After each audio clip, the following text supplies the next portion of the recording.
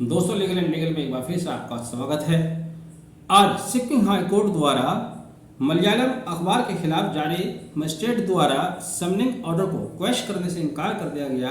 High court ने कहा कि अखबार को भी, एडिटर को भी प्रोसिक्यूट किया जा सकता है, उनके खिलाफ भी कार्रवाई की जा सकती है। शुरू करने से पहले यहाँ पर यह बताना जरूरी है कि पिछले 25-30 सालों से मीडिया की आज़ादी को लेकर बहुत चर्चाएं हुई। यह भी कहा जाता है कि मीडिया डेमोक्रेसी का चौथा स्तंभ है। हालांकि ये चौथा स्तंभ वाली बात जो है संविधान में कहीं नहीं है, कानून में कहीं नहीं है। ये केवल एक जर्नलिस्ट थे मार्टिन कार्ले, जिन्होंने सन 1841 में लिखा था कि पार्लियामेंट को 3 रास्ते होकर जाते हैं, तीनों रास्ते मीडिया के से होकर गुजरते हैं। इसलिए उन्होंने ये टर्म दी थी कि मीडिया आज़ादी का चौथा स्तंभ है। और इसी टर्म का मीडिया ने इतना नाजायज़ फायदा उठाया, खास तौर से 21वीं सदी में जब से केबल नेटवर्क आया और उसके बाद सोशल मीडिया आया, कि मीडिया ने तमाम हदें पार कर दी। मीडिया किसी को भी अपराधी घोषित कर सकती है, किसी का भी मीडिया ट्रायल चला देते हैं, टेलीविजन पर बिठाकर किसी को खिलाफ अखबार में कुछ भी छाप देते हैं। और ये सिर्फ एक ही फ्रेज का इस्तेमाल करते हैं कि मीडिया डेमोक्रेसी का चौथा स्तंभ है। भारतीय संविधान में कहीं भी मीडिया की आज़ादी को स्पष्ट रूप से एक्सप्रेस नहीं किया गया है।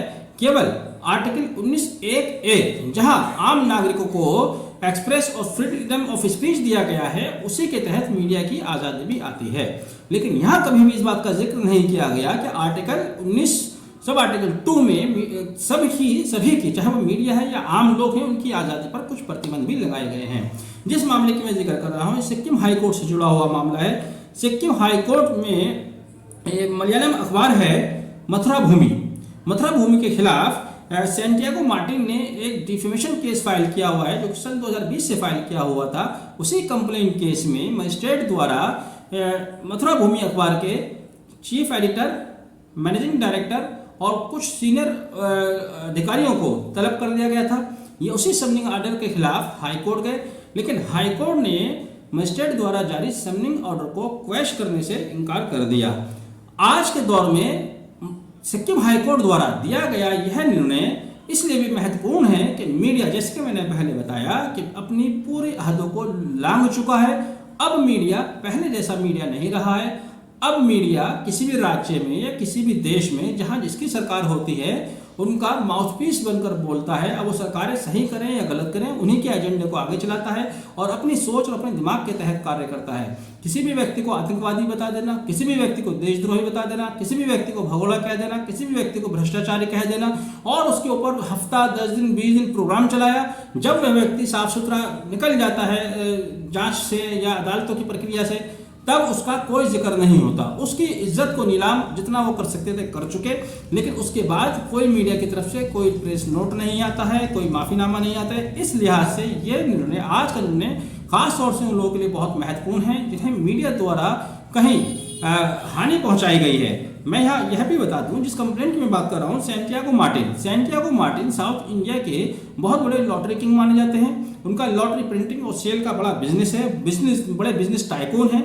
उन्होंने ही न्यूज़पेपर मथुरा भूमि के खिलाफ डिफेमेशन का केस फाइल किया हुआ था, जो कि आईपीसी की धारा 499, 500, 501, 502 और 120B के तहत दर्ज हुआ।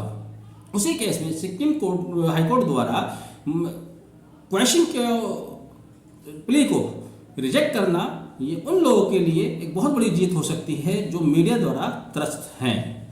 यानी कि हम ये मानकर चल सकते हैं कि ये बिल्कुल आंख बंद करके ये कह देना कि मीडिया डेमोक्रेसी का चौथा स्तंभ है और उसके साथ उसको हर बुरा काम करने की आज़ादी है।